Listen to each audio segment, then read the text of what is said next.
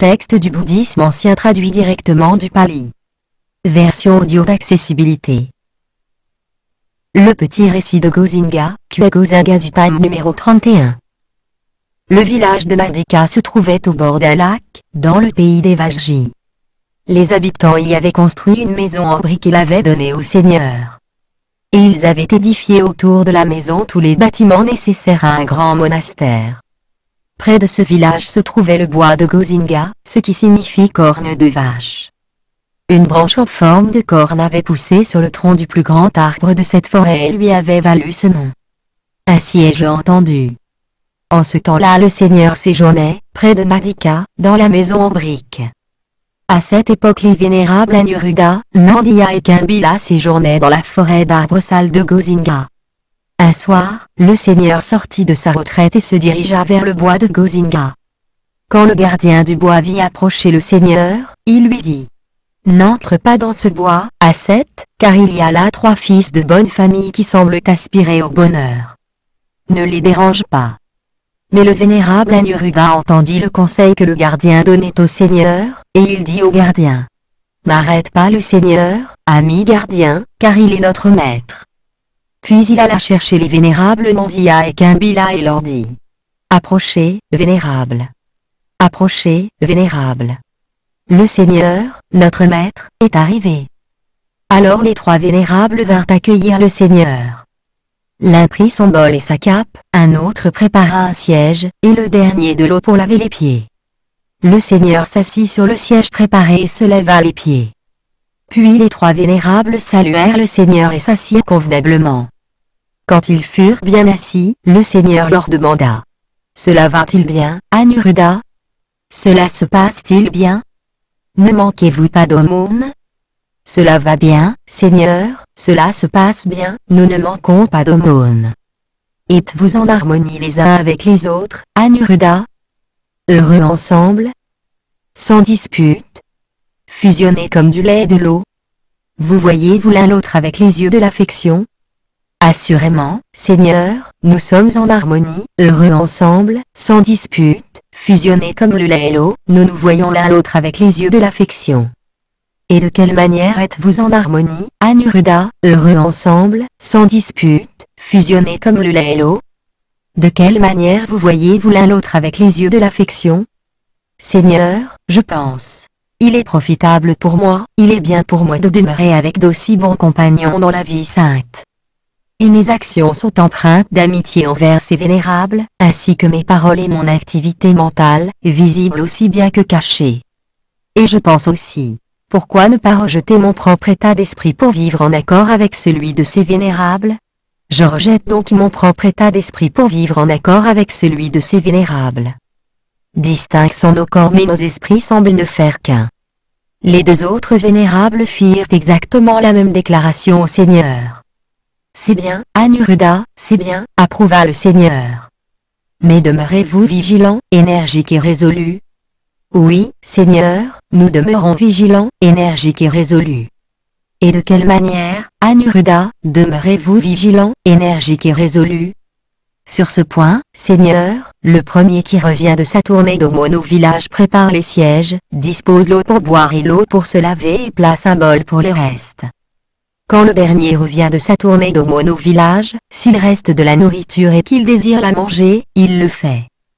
S'il ne le désire pas, il jette les restes sur un sol dépourvu d'herbes courtes ou le plonge dans une eau sans vie, pour éviter de détruire de petites herbes ou des animalcules. Puis il replie les sièges, range l'eau pour boire et l'eau pour se laver, lave et range le bol pour le reste et balaye la salle des repas. Celui qui voit par la suite que le vase pour l'eau à boire ou celui de l'eau pour se laver est vide, le remplit. S'il ne peut le faire seul, il le signale à un autre par un signe de la main et nous l'aidons à le remplir. Et ce n'est pas pour autant que nous rompons le silence. Et 1 nuit sur 5 nous nous asseyons ensemble toute la nuit pour parler du Dhamma. C'est ainsi, Seigneur, que nous demeurons vigilants, énergiques et résolus. C'est bien, Anuruddha, c'est bien.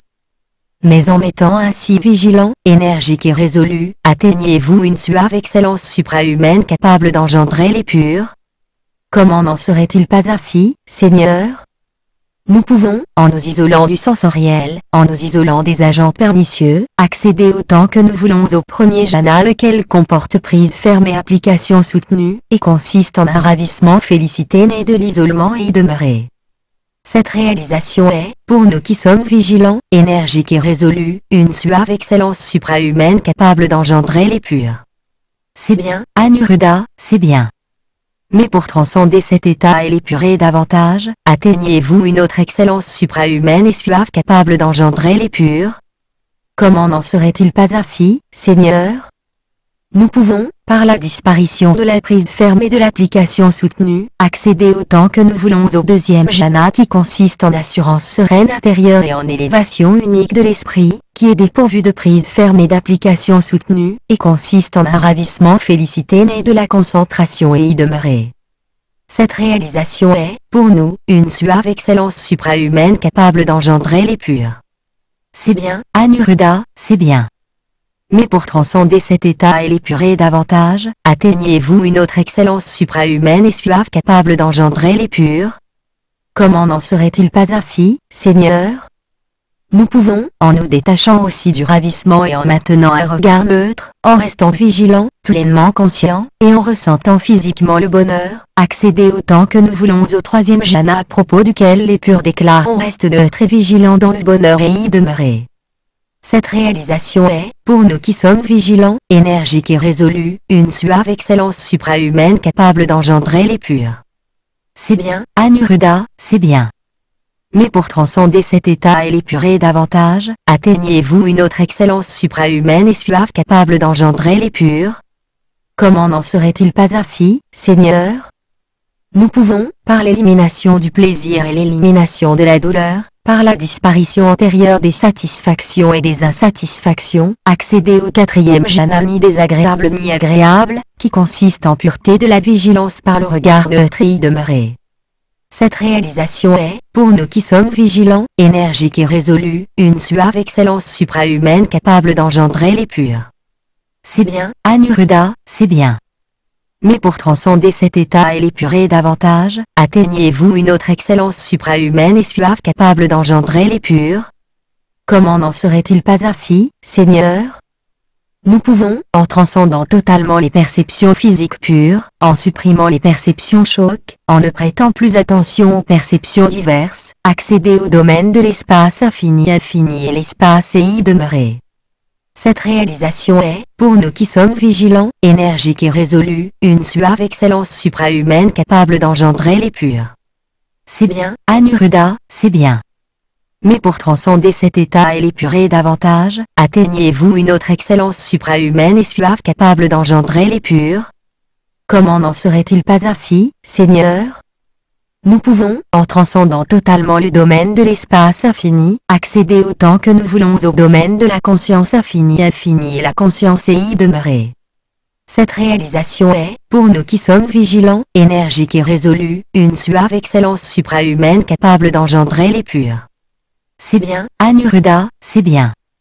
Mais pour transcender cet état et l'épurer davantage, atteignez-vous une autre excellence suprahumaine et suave capable d'engendrer les purs? Comment n'en serait-il pas ainsi, Seigneur? Nous pouvons, en transcendant totalement le domaine de la conscience infinie, accéder au domaine du néant, il n'y a rien, et y demeurer. Cette réalisation est, pour nous qui sommes vigilants, énergiques et résolus, une suave excellence suprahumaine capable d'engendrer les purs. C'est bien, Anuruddha, c'est bien. Mais pour transcender cet état et l'épurer davantage, atteignez-vous une autre excellence suprahumaine et suave capable d'engendrer les purs? Comment n'en serait-il pas ainsi, Seigneur? Nous pouvons, en transcendant totalement le domaine du néant, accéder au domaine sans perception ni absence de perception et y demeurer. Cette réalisation est, pour nous qui sommes vigilants, énergiques et résolus, une suave excellence suprahumaine capable d'engendrer les purs. C'est bien, Anuruddha, c'est bien. Mais pour transcender cet état et l'épurer davantage, atteignez-vous une autre excellence suprahumaine et suave capable d'engendrer les purs? Comment n'en serait-il pas ainsi, Seigneur? Nous pouvons, en transcendant totalement le domaine sans perception ni absence de perception, accéder autant que nous voulons à l'arrêt des perceptions et du ressenti et supprimer les contaminations grâce à une vision sagace. Cette réalisation est, pour nous qui sommes vigilants, énergiques et résolus, une suave excellence suprahumaine capable d'engendrer les purs. Et nous ne voyons, Seigneur, aucun état suave meilleur ou supérieur à celui-là. C'est bien, Anuruddha, c'est bien. Il n'y a en effet aucun état suave meilleur ou supérieur à celui-là. Ensuite le Seigneur instruisit les vénérables Anuruddha, Nandiya et Kumbhila par un discours du Dhamma, il les convainquit, les enflamma et les exalta. Puis il se leva de son siège et partit. Les vénérables accompagnèrent un peu le Seigneur, avant de revenir. Les vénérables Nandiya et Kumbhila demandèrent alors au vénérable Anuruddha.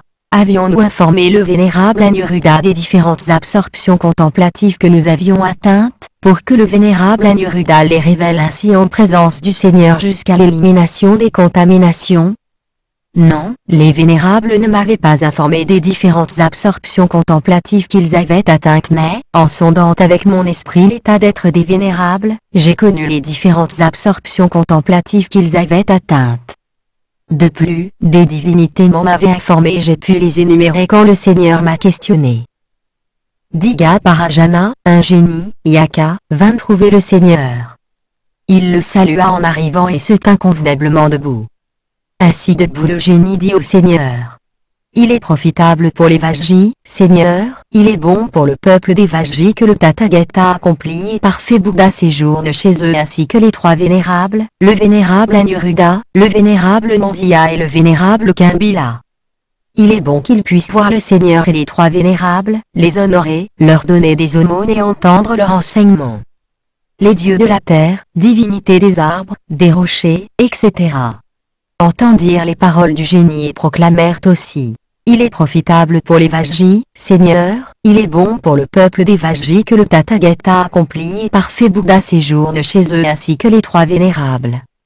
Les dieux de la cour des quatre grands rois, les dieux 33, les dieux Yama, les dieux Tusita, les dieux qui aiment créer, les dieux qui ont pouvoir sur les créations des autres, les dieux de l'entourage de Brahma proclamèrent aussi.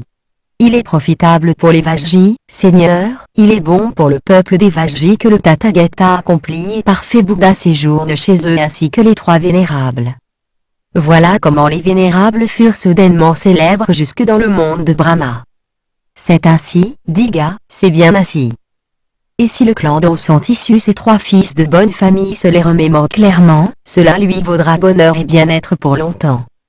Et si les voisins de ce clan, le hameau, le village, la ville, la région dont sont issus ces trois fils de bonne famille se les remémore clairement, cela lui vaudra bonheur et bien-être pour longtemps.